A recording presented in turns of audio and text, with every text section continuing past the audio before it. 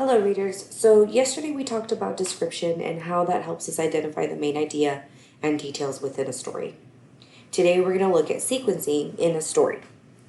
This is going to help us identify the beginning, middle, and end in a story.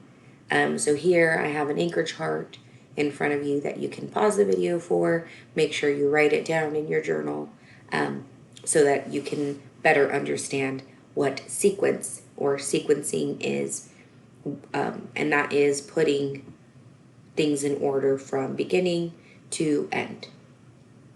So I want to remind you about keywords or signal words that are important to identify description or sequencing in a text. Some of those keywords are first, next, then, finally, numbers, later, since, and after.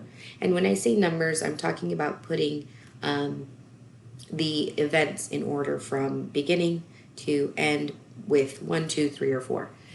We can also refer back to maybe a passage that we've read on a reading test, or just for fun, where the paragraphs are labeled 1 through however many there are.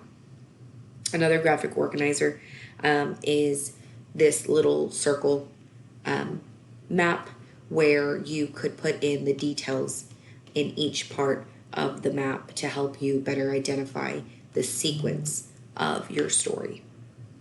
So these two organizers are something to be mindful of that you could probably use to put your stories in order.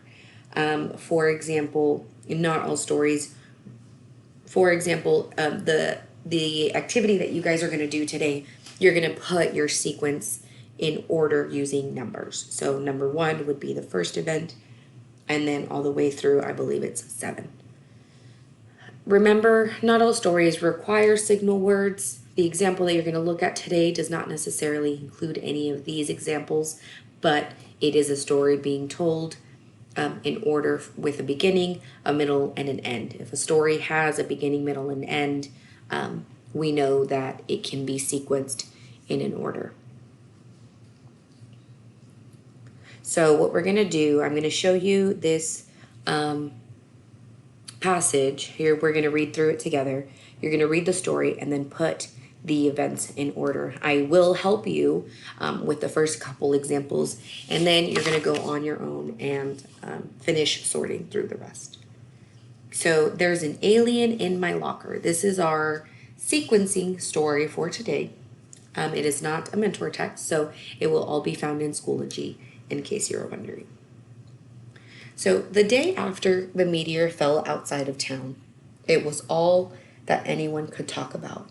But Tom wasn't interested. What was the big deal? He hadn't been able to watch his favorite television show the night before because all of the stations were covering the meteor. He hadn't slept well because his parents were getting phone calls from their friends all night. And now here he was at school. The bell was about to ring and he couldn't get his locker open. The bell rang and the last few students who were lingering in the hall darted into their classrooms. Doors slammed. Suddenly, the hallway was empty and Tom was alone. Frustrated, Tom banged on his locker. And something banged back. Tom jumped back in surprise. Before he could think of a good explanation for the banging, his locker door burst open, and there on top of his books and his dirty gym uniform was a little green alien.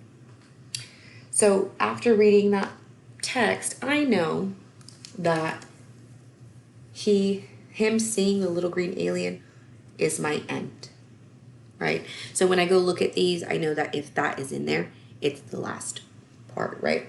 So Tom doesn't sleep well. Tom can't get his locker open. Tom bangs on his locker in frustration. A meteor falls outside of town. The bell rings and Tom finds himself alone in the hall. Something bangs back. The locker door bursts open and Tom sees the alien. So I know there are 1, 2, 3, 4, 5, 6, 7 events, and this, like I said, is my last one. So 7 will be the end. What you're going to do is put the rest of these in order with a 1, 2, 3, 4, 5, or 6. And keep in mind they will not be in order when you sort them. Good luck.